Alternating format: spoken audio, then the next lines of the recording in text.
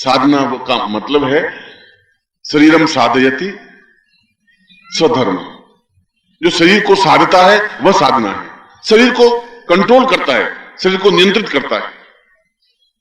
और आपका शरीर नियंत्रित है नहीं, इसलिए शरीर नियंत्रित नहीं है कि आप 2 घंटे एक जगह आराम से बैठ नहीं सकते। हाथ पैर हिलाने पड़ते हैं, कभी इस पांव को इधर करना पड़ेगा, कभी इस पांव को हाथ हिलाना पड़ेगा, कभी ऐसा करना पड़ेगा, कभी विश्राम लेना पड़ेगा, कभी जंबाई लेनी पड़ेगी। 2 घंटे आप प्रभु के चरणों में बैठ नहीं सकते।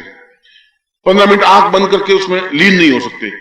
बैठते हैं और वो सांस आंख बंद करके बैठी और प्रभु कहते हैं हे राम जी ठीक है ना। और बहु थोड़ा दूध उफन जाएगा, थोड़ा ध्यान रखना, हे राम जी ठीक है। अब दूध उफने नहीं उफने तुम्हें क्या मतलब, तुम प्रभु चरणों में बैठी हो, उफन जाएगा तो उफन जाएगा, नहीं बहू की ड्यूटी है, तुम्हारी क्या गलती है। मगर अब दूध 10 रुपए किलो है गुरुजी, आप तो अभी बैठे बैठे बोल जाओगे 10 रुपए बर्बाद हो जाएंगे हमारे, तो बताना पड़ता है। आप तो उठ के चले जाओगे, 10 रुपए का कौन हिसाब करेगा। और बहू ज्यादा लखन नहीं है गुरुजी, उस बहू में ज्यादा होता तो फिर मुझे ये करना क्यों पड़ता है। और कल आपकी आंख बंद हो जाएगी, तब दूध उफनेगा, तब क्या करोगे, फिर कौन कहने को आएगा। मगर वो प्रभु के चरणों में तो बोले अब मर जाएंगे तब देखा जाएगा, दूध उफनेगा तो उफनेगा, फिर देखा जाएगा। मगर हम उस मृत्यु को याद नहीं कर पाते। और हमारे पास जो भी समय बचा है, और आपका कितना समय बचा है ये तो आपको पता ही नहीं। जब महाभारत का युद्ध हो रहा था, कौरव और पांडवों का युद्ध हो रहा था, और वो धर्म युद्ध था, छल युद्ध नहीं था, झूठ युद्ध नहीं था। और धर्म युद्ध का तात्पर्य था कि सूर्य अस्त होने के बाद में युद्ध नहीं करेंगे, लड़ेंगे नहीं। वापिस सूर्योदय होने के बाद में कौरव और पांडव आपस में युद्ध करते थे, और दिन भर युद्ध करते थे, और शाम को दुर्योधन और अर्जुन और भीष्म और ये सब पास में बैठकर भोजन करते थे, एक ही भोजनशाला में।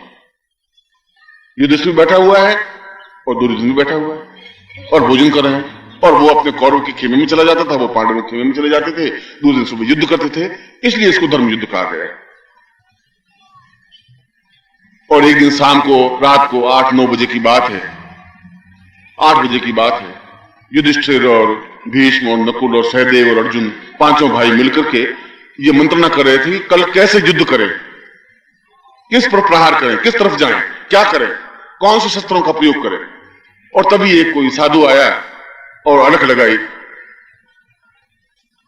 और भिक्षाम देहि की आवाज दी। सब 500 पांडव निर्णय कर रहे थे कि कल युद्ध कैसे करना। बीच में वो साधु आ गया तो युधिष्ठिर ने कह दिया कि महाराज कल सुबह आना, कल सुबह आपको भिक्षा देंगे। युधिष्ठिर का कहना हुआ, भीष्म उठा, भीष्म क्या दुर्योधन उठा और अर्जुन ने ढोल बजाना शुरू किया जोर जोर से। भीम ने कहा अर्जुन क्या कर रहे हो, इतने जोर से रात्रि को युद्ध का नगारा क्यों बजा रहे हो, क्या है नगारा क्यों बजा रहे हो। उसने कहा अब निश्चय हो गया, कल सुबह तक हम ये कम से कम युधिष्ठिर नहीं मरेंगे, ये गारंटी हो गई कि युधिष्ठिर झूठ बोलते नहीं, इसने कल सुबह भिक्षा देनी है, इससे सुबह तक तो मर ही नहीं सकते। ये युधिष्ठिर ने कहा मैंने कितनी बड़ी गलती की, मुझे क्या मालूम कि घंटे पर बाद में जीवित रहूंगा या नहीं रहूंगा। मैंने एक सत्यवादी होने के बावजूद मैंने ऐसा आश्वासन कैसे दे दिया कि कल सुबह तुम्हें भिक्षा दूंगा, सुबह क्या होगा, मैं जीवित रहूंगा भी कि नहीं। इसलिए मैं पूछ रहा हूं कि आपका समय कितना है, आपको ज्ञात नहीं है। संसार में कोई मशीनरी आप नहीं बता सकती कितना समय आपके पास, आयु कितनी है, कोई विज्ञान नहीं बता सकता, कोई साइंटिस्ट नहीं बता सकता, कोई डॉक्टर नहीं बता सकता, मैं भी नहीं बता सकता, आप भी नहीं बता सकते। और यदि आप सोचें कि ये ध्यान गुरुजी 2-3 साल बाद लगाना शुरू कर देंगे और ये साधना जो आप कह रहे हैं, अभी थोड़े बेटे की शादी हो जाए, बहू आ जाए, उसको काम धाम सौंप दें, फिर आपके पास आएंगे गुरुजी और वो सब ध्यान वान सब लगाएंगे गुरुजी। अब कब शादी होगी, कब बहू आएगी, कब आप उसको सिखाएंगे रसोई बनाना, और फिर आप मेरे पास आएंगे तो इस बीच में कौन क्या हो जाएगी, मौत कब झपट्टा मार देगी मुझको और आपको कुछ पता नहीं है।